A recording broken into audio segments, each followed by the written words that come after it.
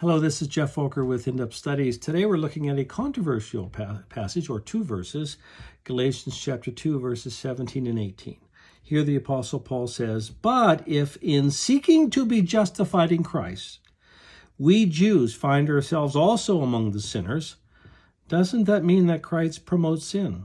Absolutely not. If I rebuild what I destroyed, then I really would be a lawbreaker."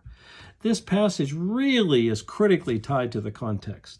For Paul's argument is that believers are no longer under the Mosaic Law, which is tied to a works covenant. He says, in seeking to be accepted by God, justified, if we turn to Christ, we're trusting in Christ alone to save us by his death on the cross, and we find ourselves with Gentiles, doesn't that mean that Christ promotes sin? He goes, absolutely not. I mean, believers will sin, but we are saved by faith in the work of Jesus on the cross. He says, if I rebuild what I destroyed, then I really would be a lawbreaker. If I sought to reestablish, salvation by law keeping, that's what the Mosaic Law tied to the Old Covenant is teaching.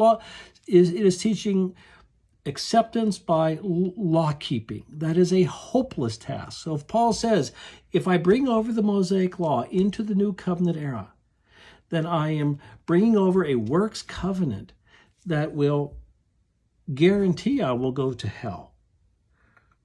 He says, then I would be a lawbreaker, because then I am basing my acceptance on perfect keeping of the Mosaic Law, and that is impossible.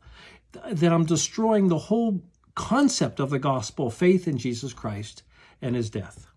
So if this has been helpful, check out more of Geoff's thoughts on youtube.com, and there you can subscribe. Thanks so much. Bye-bye.